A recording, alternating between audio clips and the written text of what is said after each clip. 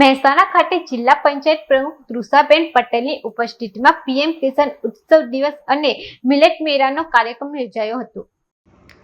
મહેસાણા જિલ્લાના Pandit Deendayal town hall ખાતે PM કિસાન ઉત્સવ દિવસ અને મિલેટ મેળાનો કાર્યક્રમ યોજાયો હતો। આ પ્રસંગે વડાપ્રધાન નરેન્દ્રભાઈ મોદીએ વર્ચ્યુઅલ માધ્યમથી પ્રધાનમંત્રી કિસાન સન્માન નિધિ યોજનાનો 22મો હપ્તો ખેડૂતોના ખાતામાં ડીબીટી મારફતે જમા કરાવ્યો હતો। કાર્યક્રમમાં જિલ્લા પંચાયત પ્રમુખ તૃષાબેન પટેલની ઉપસ્થિતિમાં મહેસાણા જિલ્લાના 2,35,314 ખેડૂતોના ખાતામાં કુલ ₹48.49 કરોડની સહાય જમા થવાની માહિતી આપવામાં આવી હતી।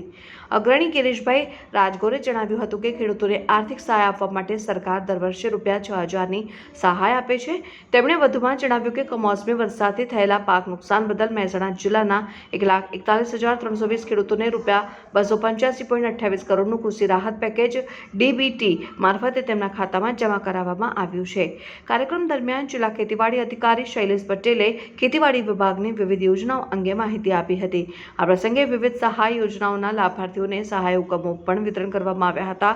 કાર્યક્રમ દરમિયાન આસામના ગુવાહાટીમાંથી વડાપ્રધાનના અધ્યક્ષસ્થાને અને ગાંધીનગરમાંથી મુખ્યમંત્રી ભૂપેન્દ્ર પટેલના અધ્યક્ષસ્થાને યોજાયેલા પીએમ કિસાન ઉત્સવ દિવસ કાર્યક્રમનું જીવંત પ્રસારણ પણ ઉપસ્થિત લોકોએ નિહાળ્યું હતું। આ કાર્યક્રમમાં જિલ્લા વિકાસ અધિકારી ડોક્ટર હસરત જૈસ્મીન, તાલુકા પંચાયત પ્રમુખ કલ્પનાબેન પટેલ સહિત અન્ય અધિકારીઓને મોટી સંખ્યામાં ખેડૂતો હાજર રહ્યા હતા। વિડીયો જર્નાલિસ્ટ ભાવિન ભાવસાર સાથે સત્યા ટીવી ન્યૂઝ મહેસાણા।